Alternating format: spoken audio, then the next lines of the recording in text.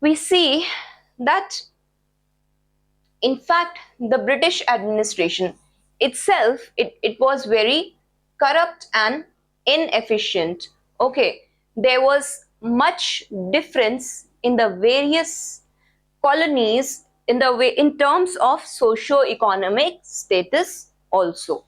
Apart from this, confusion was already existing between the legislature, council, and judiciary. Montesquieu has said that all three had to be separated, right?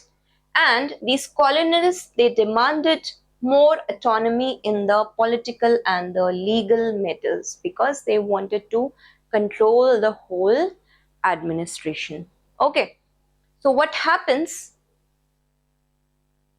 Ultimately, people have dissatisfaction towards this English government, and they had developed, although they may be coming from Britain and Europe, but they developed a very little loyalty towards the Britain. Okay, even the Native Americans, you can say them as Red Indians. Okay, even these Red Indians, they considered English as aliens to their land. Is it clear? The causes, the basic causes, I hope is clear. But what is the immediate cause for American Revolution? What happened? We have seen that initially they had a policy of non-interference, but ultimately, because of, you can say, more greed or more resources they need for the war to sustain and be a superpower, what happens that ultimately they shift their policy and they started the policy of direct intervention in administration, in commerce, and in trade. This, if you compare with the modern history of India, similar things are seen even over there. So how do they try to do? They try to strengthen the political control. Okay, in the land of North America, they secure the economic exploitation. They always put taxes on the tax. Somewhere or the other, they could exploit the people who were living in the colonies.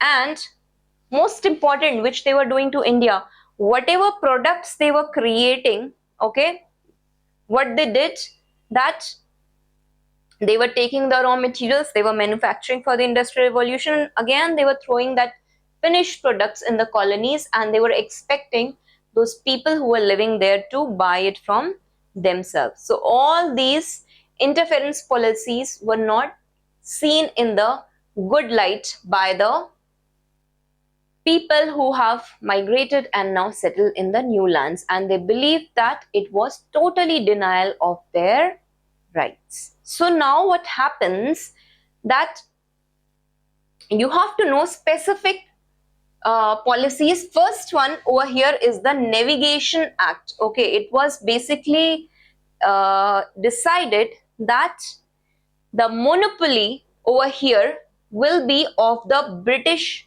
ships only over the colonial trade. Okay, colonies could trade only in the English built or English owned ships. Now even France was there, but why did they want? Because again, they wanted their superior to be a superior imperial power.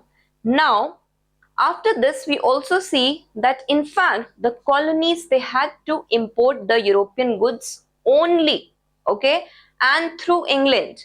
And now apart from that, they have to pay the duties also. Now you understand the kind of burden over here they are facing. And these Englishmen, already they are corrupt, right? They started acting like the middlemen, and then they wanted the maximum profit out of it. The second one over here is trading regulations. British government, it made sure that certain commodities like rice, okay, leather, maize, goods and irons, they were exported only to England in Europe. Because now once they will get imported from there, they will put some tax and then they will send it to the other parts of the world. Okay, the colonists could not sell their products at higher international price. Heavy duties on imports ensured that the colonies were tied only to England. Apart from this, even the woolen goods which were manufactured in the colonies, they were bade to enter into the British market. Is it clear? So it was a kind of imposition which the people coming from different cultures felt that it's against their right of human dignity. Why can't I sell my products to other international nations, other nations at a very better price? So understand what happens over here, that even the development of the textile and the iron industry factories is totally restricted. Okay, there is even the ban of export of the finished or half finished hats also. So now, till this time, still the situation was okay, and all of a sudden what happens in England, there is a new prime minister, George Grenville. We study the Grenville measures, which actually become the bone of contention later. So what happens? He started the policy of taxing the American colonies very actively. Okay, and